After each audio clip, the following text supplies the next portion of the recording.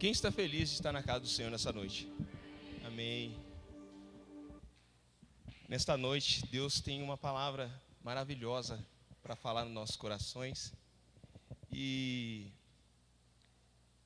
quando foi colocado, essa posição para trazer uma palavra para a igreja, essa palavra já estava ardendo dentro do meu coração já há um tempo, porque algo que Deus fez na minha vida, e eu creio que fez na vida de muitos que estão aqui, vão se encontrar através dessa palavra, vão se acender novamente de uma forma que Deus vai transformar o seu caráter nesta noite, da mesma forma que transformou.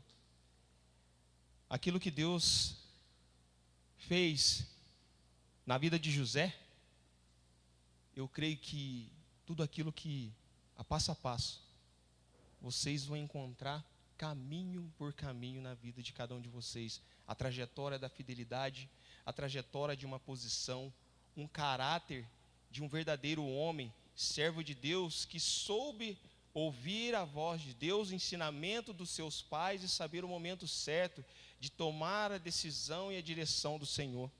Nós vamos falar sobre o caráter de José. José, se nós colocarmos a posição dele aqui hoje, nesta noite, a gente pode usar vários exemplos, mas a gente vai usar 3, que são algo que me fez enxergar que tudo que é feito no tempo de Deus, quando nós ouvimos a voz de Deus e o coração de Deus, tudo é permanente daquilo que traz a nossa alegria, tudo que traz a nossa salvação. Por quê? Deus, Ele passou pela provação. E quem de nós que não passamos por provação? Todos nós passamos por provação. E através da palavra, Deus vai trazer uma revelação tremenda na nossa vida. Vamos fechar nossos olhos, amém? Pai querido, em nome de Jesus, nesta noite, eu quero agradecer a Ti, Senhor, para que o Senhor venha trazer essa palavra revelada, Senhor Deus, no coração dos Teus filhos. Pai, que todos que estão aqui, Senhor Deus, possam ser tocados através da Tua palavra, Senhor. Em nome de Jesus, transforma o nosso coração, transforma o nosso caráter, Senhor. Transforma, Senhor Deus, as nossas vidas, papai querido. Deixa toda a preocupação lá de fora, Senhor Deus, não incomodar todos nós que estamos aqui dentro. Que a nossa mente, Senhor Deus, possa estar cativa ao Senhor, para que a Tua palavra seja revelada em nosso coração. Amém? Então, eu queria pedir para que abrisse em Gênesis 37. Amém? E antes da gente ler em Gênesis 37, são algo que, quando Deus fala sobre José, teve 3 pessoas, 3 servos de Deus, que a gente não pode deixar de falar, que é Abraão, o pai da fé, Isaque, o filho da promessa, e Jacó, o pai das 12 tribos. São servos que foram usados de uma forma tremenda. Mas quando nós voltamos à palavra para falar sobre José, em momento algum, José foi repreendido na palavra de Gênesis.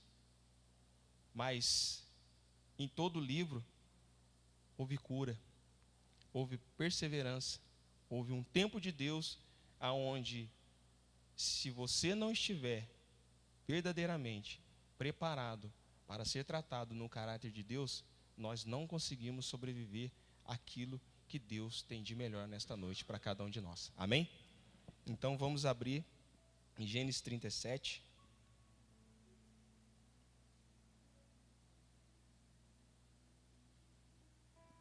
E Jacó habitou na terra das peregrinações de seu pai, a terra de Canaã.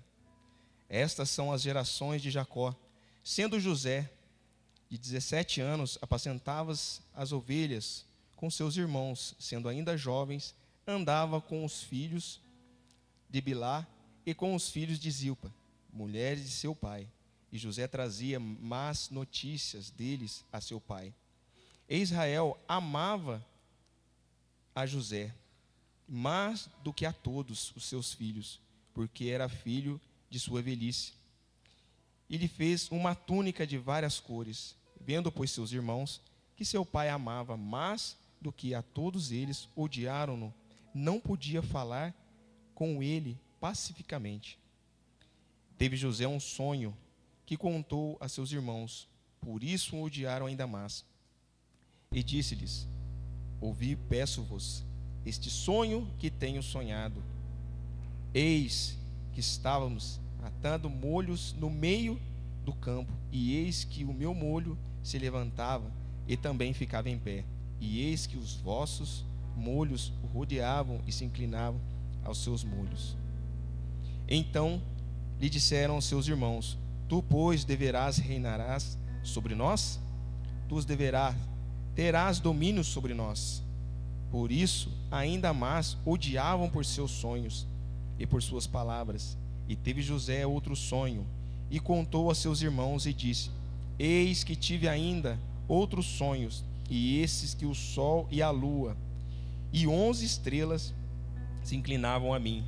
E contando ao seu pai e seus irmãos, repreendeu o seu pai e lhe disse: que sonho é este que tiveste? Porventura viremos eu e tua mãe e teus irmãos a inclinar-nos perante a ti em terra? Seus irmãos, pois, o invejavam, seu pai, porém, guardava este negócio no seu coração.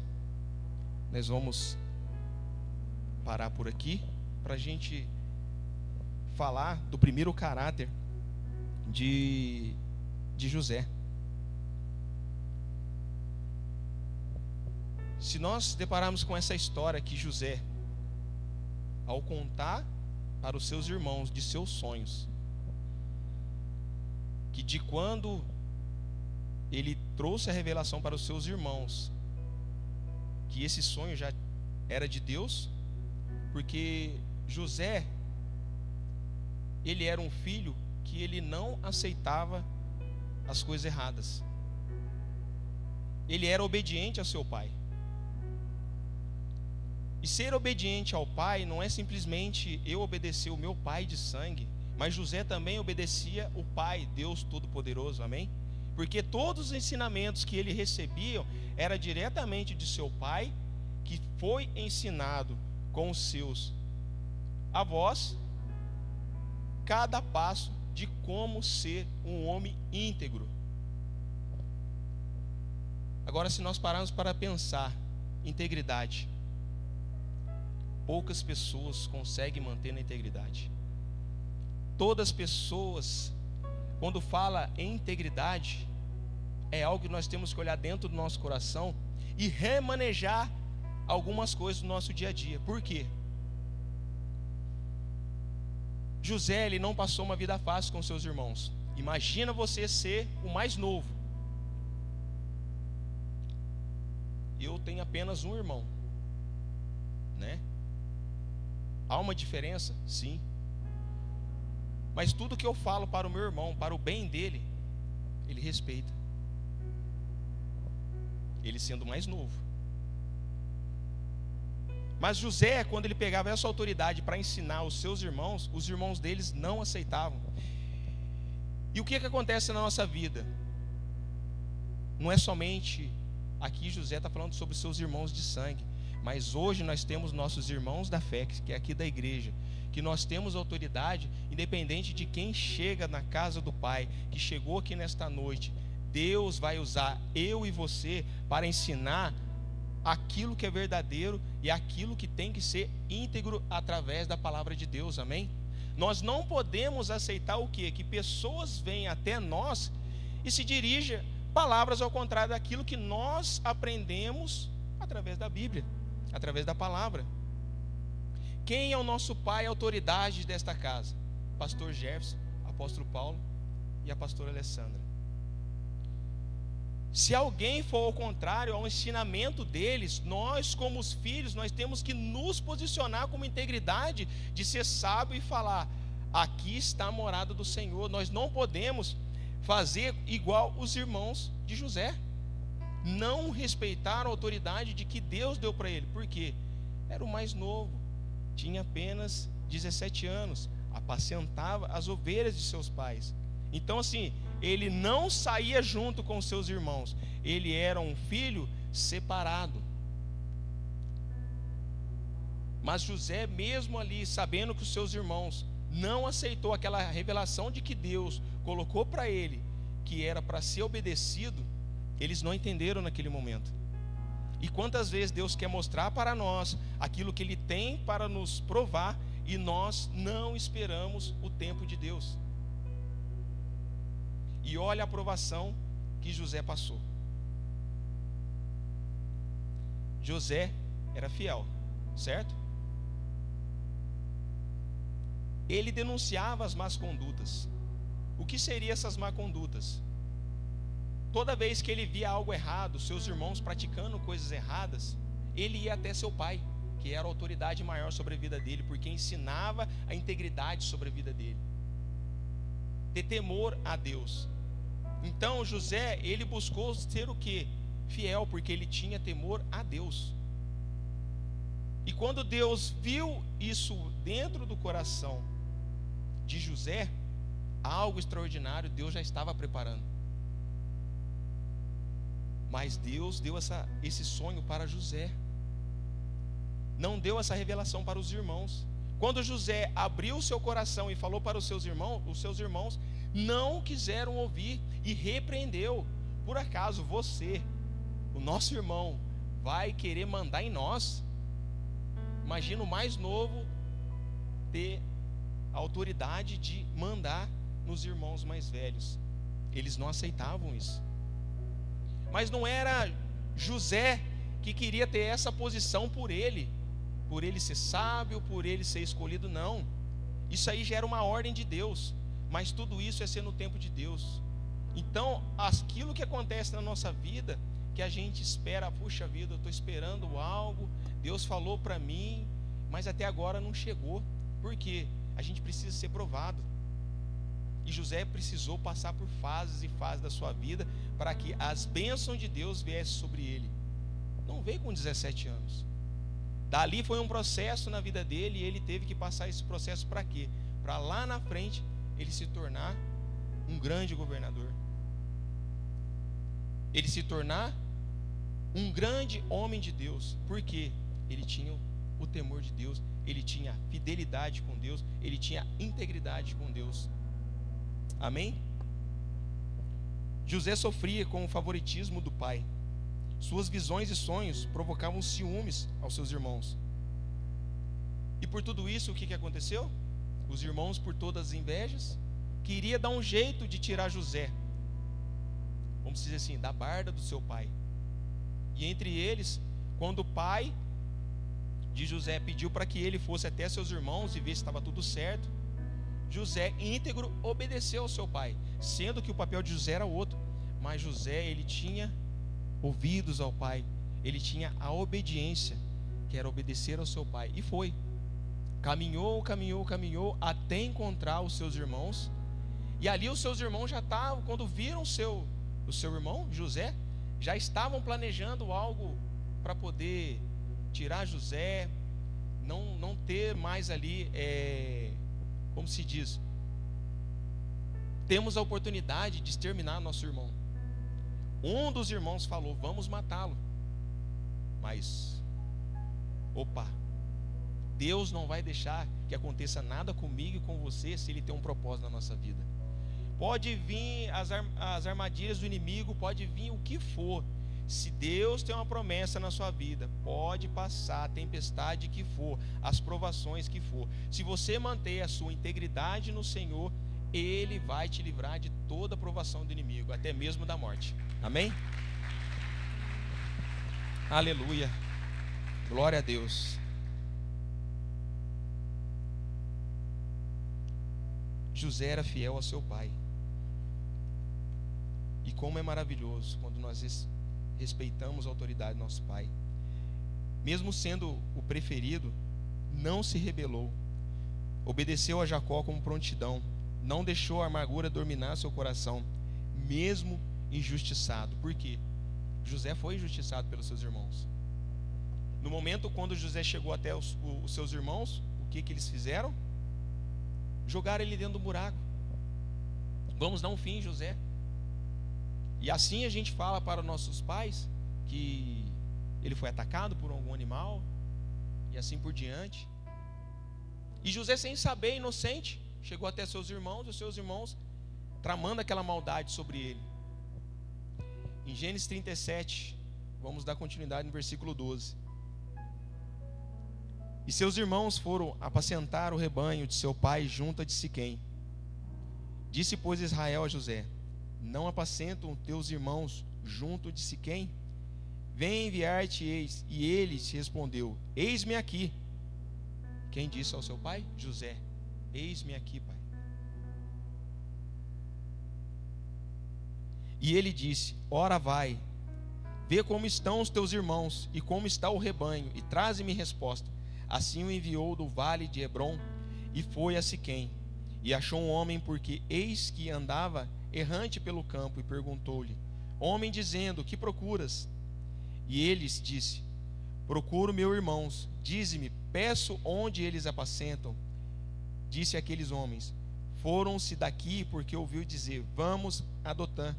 José, pois, seguiu atrás de seus irmãos, e achou-os em Dotã. E viram de longe, e antes que chegassem a eles, conspiraram contra ele para o matarem. E disseram um ao outro: eis, lá vem o sonhador mor. Vinde, pois, agora, e matemo-lo, e lancemo-lo numa destas covas, e diremos: uma fera o comeu, e veremos que será dos seus sonhos. E ouvindo Rúben, livrou-os das mãos de suas mãos, e disse: não lhe tiremos a vida. Também lhe disse Rúben: não derrameis sangue, lançai-os nesta cova que está no deserto, e não lanceis mãos nele. Isto disse-lhe para livrá-los das mãos deles, e para torná-lo de seu pai. Aconteceu que, chegando José a seus irmãos, tiraram a José a sua túnica, e a túnica várias cores que traziam, e tornaram-no e lançaram-no na cova. Porém a cova estava vazia, não havia água nela. Depois assentaram-se de comer pão, e levantaram seus olhos, olharam, e a eis que uma companhia de ismaelitas vinham de Gileade, e seus camelos traziam especiarias e bálsamo de mirra, e iam levá-lo para o Egito. Então Judá disse aos seus irmãos: que proveito haverá que matemos os nossos irmãos e escondamos o seu sangue? Vinde e vendemos estes ismaelitas, e não seja nosso mão sobre ele, porque ele é o nosso irmão, nossa carne. E seus irmãos obedeceram. Passando, pois, os mercadores medianitas, tiraram e alcançaram José da cova, e venderam José por 20 moedas de prata aos ismaelitas, aos quais levaram José do Egito. Voltando, pois, Rubens à cova, e eis que José não estava na cova. Então rasgou as suas vestes, e voltou a seus irmãos e disse: o menino não está. E eu onde irei? Então tomaram a túnica de José, e mataram um cabrito, e tingiram a túnica no sangue. E enviaram a túnica de várias cores, mandando levar de seu pai, e disseram: temos achado esta túnica, conhece agora se esta será ou não a túnica de teu filho. E conheceu e disse: a túnica é do teu filho. Uma fera o comeu, certamente José foi despedaçado. Então Jacó rasgou as suas vestes, pôs saco sobre os seus lombos, e lamentou os seus filhos muitos dias. E levantaram-se de todos os seus filhos e todas as suas filhas, para consolarem. Recusou, porém, ser consolado, e disse: porquanto choro de descer o meu filho até a sepultura, assim chorou seu pai. E os midianitas venderam no Egito a Potifar, oficial de Faraó, capitão da guarda. Imagina o coração de seus irmãos. Aonde estava a integridade do coração dos seus irmãos, tendo que acabado de vender José, né, como um preço de 20 moedas. Então, ou seja, eles não tinham integridade nenhuma, eles não tinham temor nenhum a Deus, os seus irmãos. Mas no momento quando um dos irmãos falaram assim: vamos matá-lo, e vamos dar a desculpa para os nossos pais que ele foi atacado, mas não. Deus já havia uma promessa e usou do mais velho, né, dos seus irmãos mais velhos, falou: não vamos sujar as nossas mãos. Vamos conseguir algo em troca. Imagina ali o coração de José sendo vendido pelos seus irmãos por 20 moedas. Como nesse momento a mente de José estava passando ali, sendo que ele, dentro dele: Senhor, eu sou íntegro a ti, eu sou um homem fiel, sempre correspondi à tua palavra, e hoje tu me abandonaste. Será que isso seria o pensamento de José? Se Deus já tinha uma promessa na vida de José, José poderia ter deixado tudo de lado e ter esquecido aquilo que Deus já tinha prometido para ele. Mas não, José estava passando por um processo. Ele foi vendido como escravo, passou fome, humilhação, apanhou. Você imagina você caminhando com Deus, sendo íntegro com Deus, e às vezes a primeira aprovação que você passa, você quer desistir, quer desanimar, quer sair pelos cantos: não quero saber mais, estou seguindo na igreja, estou passando por isso, e olha isso aí que está acontecendo. Quando eu olho por toda a aprovação que José passou, eu esqueço tudo de lado e falo: eu quero ser 10% daquilo que José foi. Porque quando você olha a integridade de José, isso nos torna forte, porque ele não deixou a sua fé ser abalada por tudo que ele passou, por ele ter apanhado, por ele ter passado fome, ser escravizado, jogado, né, no deserto, sofrendo, passando por amarguras, mas assim mesmo ele continuou sendo íntegro ao coração de Deus, porque aquilo que o pai o ensinou, aquilo ele colocou dentro do seu coração e continuou a caminhar, continuou a trilhar. Amém? A fidelidade começa em casa. José nos ensina que é possível honrar a Deus mesmo diante da rejeição e da inveja familiar. José como escravo no Egito, um servo exemplar na casa de Potifar. Vamos abrir em Gênesis 39.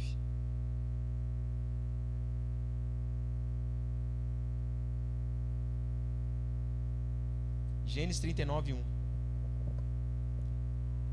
E José foi levado ao Egito, e Potifar, oficial de Faraó, capitão da guarda, homem egípcio, comprou-o da mão dos ismaelitas, que o tinham levado lá.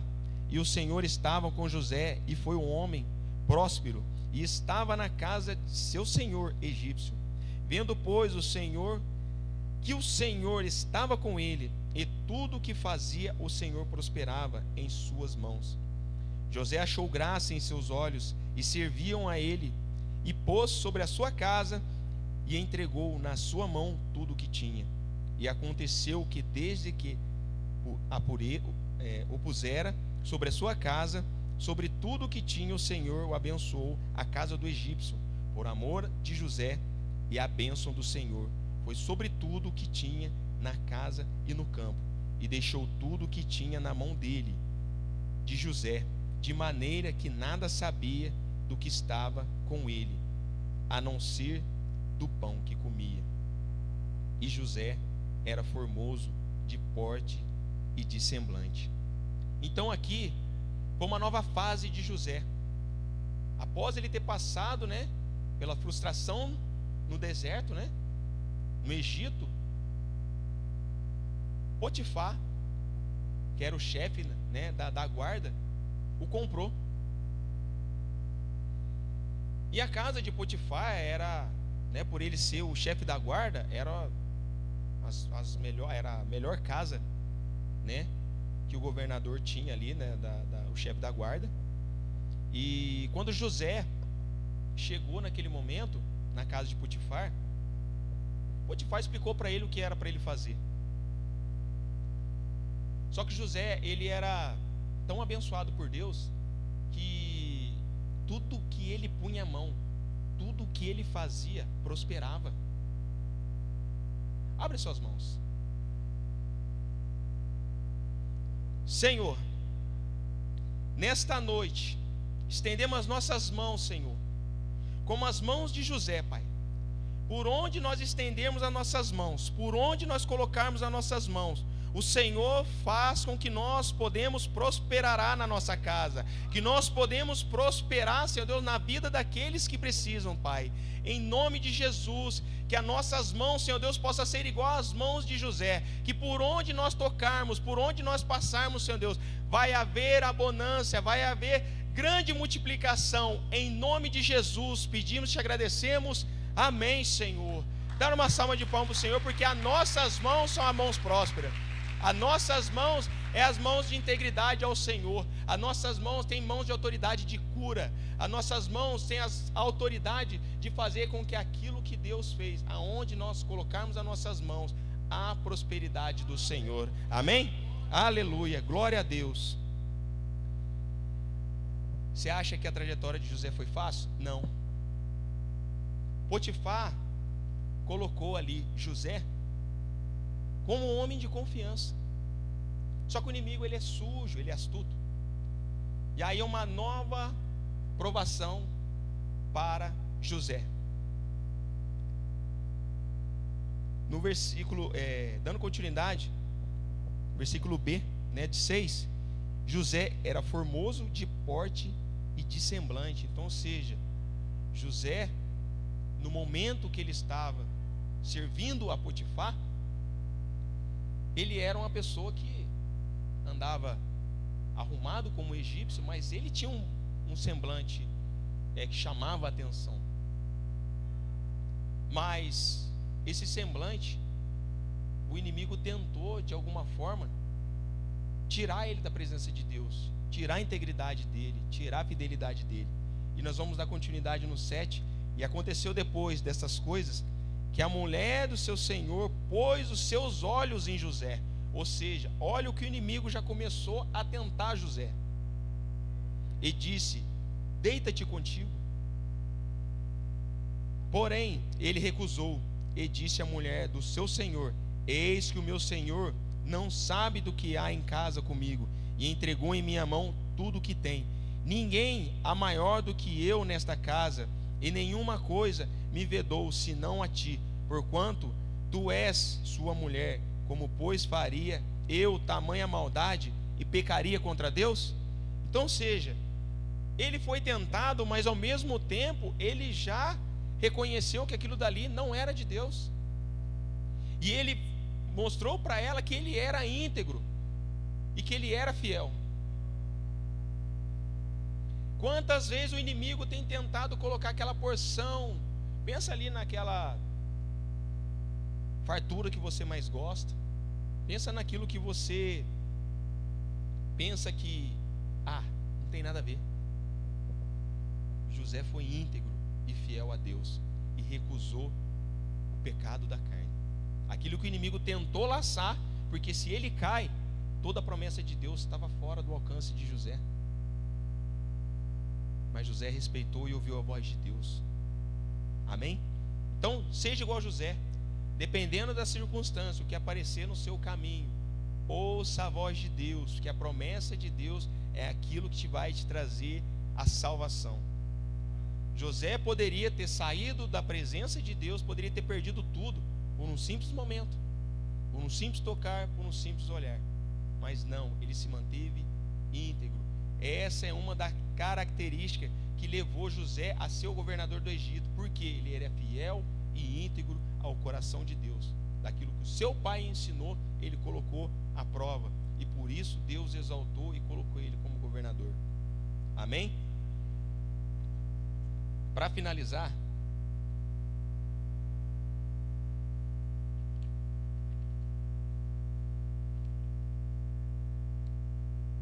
dando continuidade no versículo 10. E aconteceu que, falando ela cada dia José, e não lhe dando-lhe ouvidos para deitar-se com ela e estar com ela, sucedeu um certo dia que ele veio à casa para fazer seu serviço, e nenhum dos homens da casa estava ali.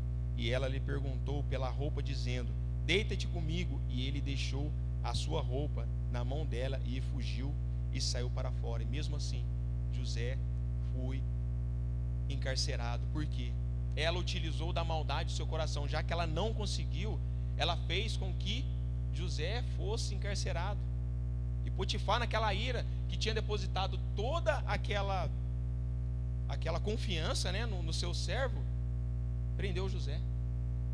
Nova aprovação de José. Nova tentação, que ele poderia o quê? Ter recuado a sua fé, ter recuado a sua integridade, mas não, ele continuou, mesmo preso, mesmo na cela, ele continuou sendo íntegro. Queria que vocês se levantassem, porque a promessa de Deus que está neste lugar, Deus vai derramar na vida de vocês, amém? Feche seus olhos, bote a mão no seu coração. O verdadeiro caráter que revela na hora da exaltação. José não se esqueceu de Deus quando tudo deu certo, e não se amargou quando tudo deu errado. Conclusão de tudo isso: José nos ensina que o caráter é circunstancial, e ele foi íntegro em sua casa, não só mesmo na casa dos seus pais, mas também por onde ele passou. Ele foi íntegro no deserto, ele foi íntegro na casa de Potifar, e foi íntegro também na prisão. Então por isso Deus exaltou, mesmo sendo rejeitado, fiel no exílio, mesmo sendo esquecido, justo do poder, mesmo tendo injustiçado. O que Deus é fiel no pouco, também é fiel no muito. Então por isso que Deus exaltou José, transformou ele e glorificou ele como governador, para que tudo aquilo que os seus irmãos não reconheceram, lá na frente Deus colocou os seus irmãos para que reconheceram a bênção que Deus fez sobre ele. E hoje, o que Deus quer transformar na minha vida e na sua vida é ser exemplo na juventude, na diversidade e na maturidade. Confia que Deus transforma o mal em bem, viver com o coração limpo, perdoando, servindo, esperando no Senhor. Torna-te padrão dos fiéis da palavra, do procedimento no amor, na fé e na pureza. O Deus de José está aqui hoje, sondando os corações, meu e de vocês, e Ele é justo para recompensar a fidelidade dos seus filhos, porque eu e o Senhor serviremos a Ti, Pai, toda a honra e toda a glória. Que tudo aquilo que o Senhor ordenou sobre a vida de José nesta noite, o Senhor está ordenando. Seja fiel na minha palavra, seja íntegro em tudo aquilo que eu te colocar, seja fiel, porque no pouco que você fizer, no muito te colocarei, da mesma forma fiz com José. Em nome de Jesus pedimos, te agradecemos, amém, Senhor. Vamos dar uma salva de palmas para o Senhor, porque Ele é fiel para cumprir em nossas vidas. Aleluia, amém. Amém, que bênção, irmãos. Aprendendo sobre José nessa quarta de tanque cheio. Eu tenho certeza que Deus tem uma palavra de vitória ainda através da vida do Abner para a sua vida. Amém, amados? Amém, amados? Dê um aplauso a Jesus nessa noite, pode se assentar. Nós estamos alegres por poder ter porção dobrada da palavra de Deus, amém? Nós estamos muito felizes nessa noite, porque nós já sentimos Deus nesse lugar.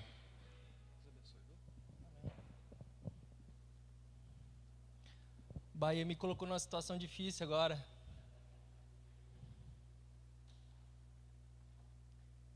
Mas mais do que isso, a gente vê o que o Espírito Santo ele começa a colocar em nossos corações, mesmo eu não estando com o Bahia, não trabalho com ele, mas o que ele colocou em meu coração, eu posso continuar de onde ele parou.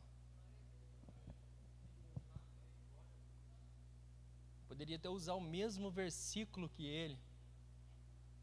Isso que eu acho muito interessante no agir do Espírito Santo. É muito bacana isso. Mas eu quero que vocês repitam comigo. Eu sempre quis fazer isso, gente. Quem está cheio? Não, gente. Eu acordei 4 horas da manhã, já fui em São José, já fiz uma jornada de 8 horas de trabalho intenso, Estou aqui. Então ajuda eu. De novo. Quem está cheio? Ó, transborda propósito. Vamos pegar a palavra do... Vamos continuar aqui a palavra do Bahia. Eu falei falar sobre propósito. Eu tinha em outro lugar o pessoal me falava assim: o Abner é o cara que só prega sobre propósito. Teve uma época que eu só falava propósito, e alguns aqui vão ver eu repetir muito falar sobre propósito. Sabe por quê? Porque em uma vez eu estava lendo Atos dos Apóstolos, e lá no capítulo 13, Paulo, assim, quem escreveu a carta de Atos está ali descrevendo os Atos dos Apóstolos. Do nada ele para e fala assim: e Davi, tendo cumprido o seu propósito, morreu. E Davi, tendo cumprido o seu propósito, morreu. José, ele foi gerado por um propósito.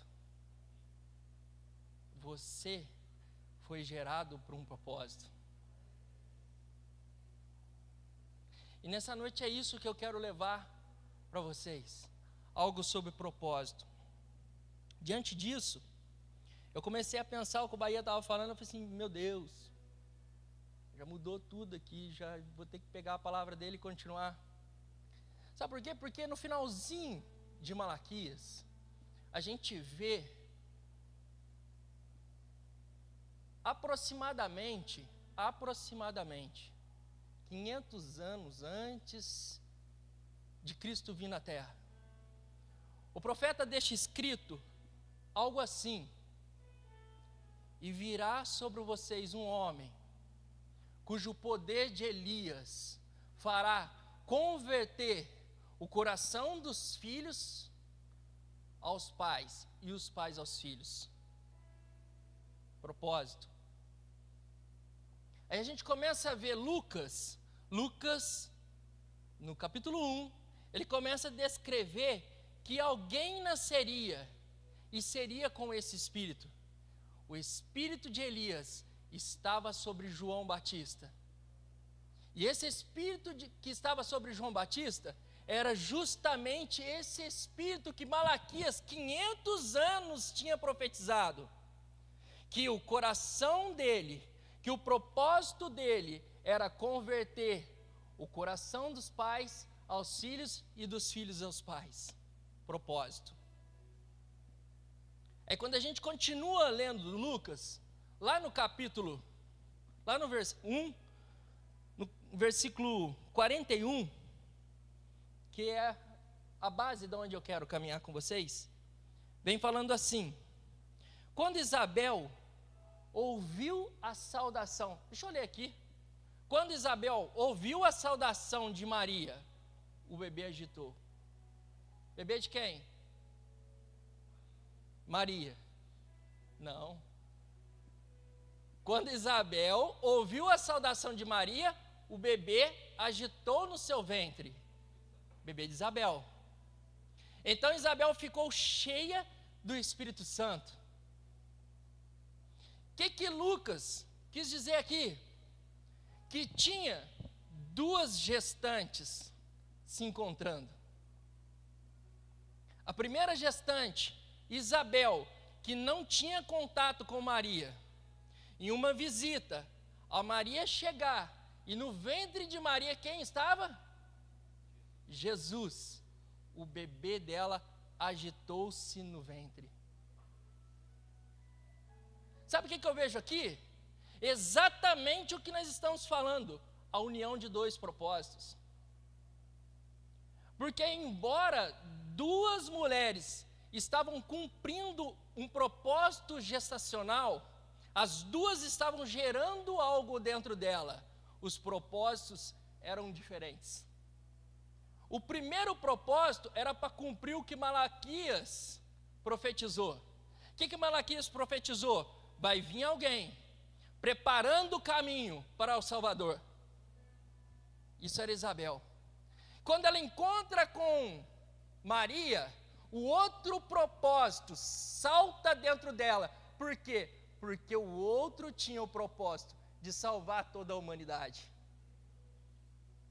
É exatamente o que aconteceu aqui. O Bahia, ele tinha um propósito de preparar algo para o que eu ia falar depois. E é exatamente o que acontece quando uma multidão de pessoas com um propósito se encontram.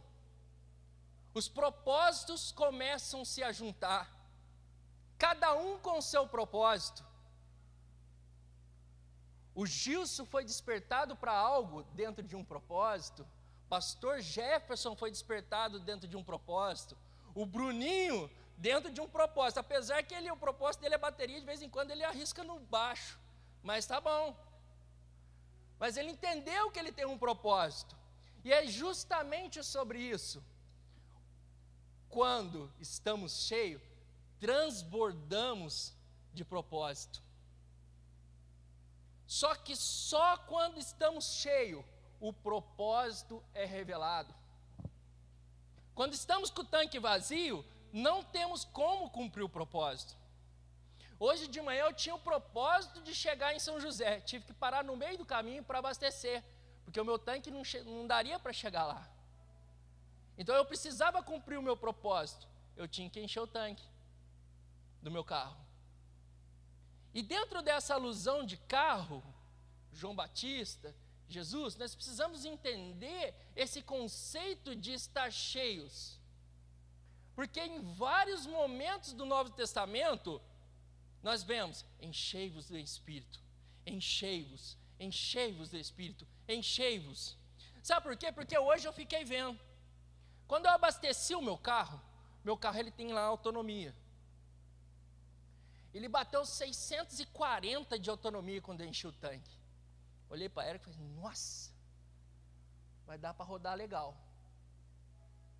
E eu fui investigar sobre isso.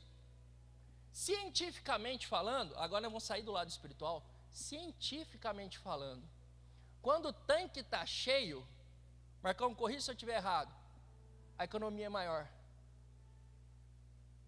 Certo ou não? Se é o Uber? Certo ou não? A economia é maior. Eu sou um cara curioso, mas por quê? Por quê? Eu gosto de resposta. Por que quando o tanque está cheio, a economia é maior? Dá para eu ir mais longe. A ciência explica. Não tem ar dentro do tanque. A combustão, ela funciona de forma melhor.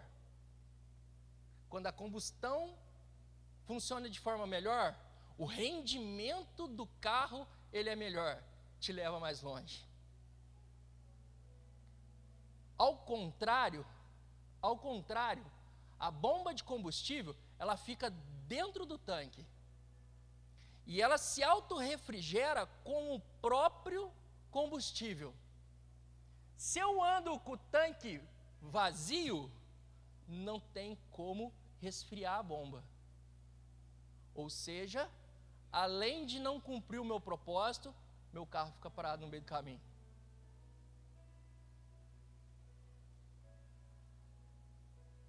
E é justamente sobre isso que o Bahia falava. José, ele tinha um propósito, e ele, eu já lembro do memezinho, nada me abala, mas José estava desse jeito, nada me abala. Nada me abala. Pode vir a mulher de Potifar, pode vir meus irmãos. O meu alvo é cumprir com o meu propósito. José estava sendo atacadíssimo por Herodias, ameaçado de ser arrancado a cabeça, mas ele, nada me abala, eu preciso cumprir o meu propósito, eu preciso abrir caminho para o meu Salvador. Da mesma forma, Jesus, quando nasce, nada pode impedir de cumprir o meu propósito. Nada. A gente vê as adversidades da vida. Se eu for parar para contar para vocês o meu dia no trabalho hoje, eu falo assim, como é que você está aí pregando sobre propósito? É justamente sobre isso, porque o meu alvo é chegar no céu com vocês. Se eu sair daqui dessa noite, pelo menos, demonstrando para vocês que não importa as situações, não importa as circunstâncias, eu só preciso que vocês entendam que desde o Marcão até o Bruninho aqui, a Tati lá atrás, de um extremo ao outro, todos têm um propósito a ser cumprido aqui na terra. Independente de qual seja, se seja um líder de GPS, se seja um músico no louvor, se seja um voluntário, não importa, precisa cumprir o propósito de cada um. Sabe por quê? Porque no grande dia, seja ele, quando Jesus voltar, quando as nuvens no céu abrir, o arcanjo tocar a trombeta e anunciar que o nosso Salvador está vindo ao encontro nosso, ou a nossa vida seja devolvida aos céus, nós possamos, no nosso velório, alguém falar, e tendo cumprido o seu propósito, morreu. Arabaxarabadarabaçoi, ele mandagarabaçoi, tendo cumprido o seu propósito, morreu. A gente deu carona para a Aline foi contando como é que foi o falecimento da mãe dela, e estava queimando isso já dentro de mim. Eu estava falando, Jesus, como eu quero que conte. Eu brinquei até com o Gilson, com o pastor Jefferson do lado de fora do velório, mas brinquei assim no bom sentido. Sim, eu quero que o meu velório seja bem animado mesmo, sabe? Coca-Cola, todo mundo rindo. Falei, pai, é que se eu morrer no final de semana, não se preocupe, vela só na segunda, não perca o final de semana por minha causa. Se for final de ano, enterra rapidinho, curta o final de ano.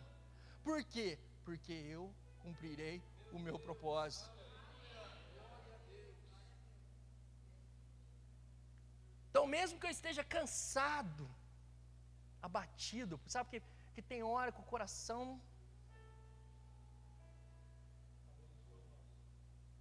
se a gente for olhar para as coisas naturais dessa terra, a gente não vem nem no culto. A gente não vem nem no culto. Se juntar com as coisas do trabalho, então, eu cheguei numa reunião segunda-feira, eu falei com os meninos, falei, gente, de cada 10 palavras na reunião, 50 era palavrão. Mesmo assim, cheguei atrasado na reunião, o apóstolo brincou, mas você chegou carregado. Eu falei assim, apóstolo, meu dia foi, mas eu tinha que cumprir um propósito. Tinha que cumprir um propósito. Aí eu quero pedir para vocês levantar, não dá para a gente estender, como eu gostaria de ter um pouco mais de tempo para a gente entrar dentro dessa questão de propósito, mas eu sei que vão vir mais oportunidades, e na verdade o meu intuito aqui não é nem pregar de novo, porque daqui de cima eu vejo a fisionomia de vocês, eu sei que vocês estão igual eu, cansados, mas eu faço uma leitura dos céus nessa noite. A leitura do céu nessa noite é que o Espírito Santo quer falar com vocês nessa noite sobre propósito. E cada um de nós, assim como eu talvez já tenha convicção do meu propósito, mas alguns aqui eu entendo pelo andar da palavra que ainda não entendeu o propósito. Sabe por que não entendeu o propósito? Que muitas vezes você não entendeu o propósito, você não anda com o tanque cheio, você começa a esquentar a bomba para o carro. Além disso, uma das características de quem anda com o tanque vazio, Até a Fernanda também que trabalha com carro, dá para ir confirmando o que eu estou falando. Uma das características é que a sujeira que está no tanque vai para o bico injetor. E o que está querendo dizer isso? Começa a ratear no meio do caminho. Aí não é mais só cansaço físico, é cansaço mental, porque está muito ligado a espiritual, partindo para o que eu quero dizer. Se você anda com o tanque vazio, começa a surgir os empecilhos. Começa a surgir os empecilhos. E os empecilhos muitas vezes não nos permite a caminhar dentro de um propósito. Ficou esquisito sem som, não ficou? Estava gostosinho aqui, né? Vamos esperar o pastor. Achou aí? Que tom, pastor. Deixa eu ajudar ele aqui, pessoal.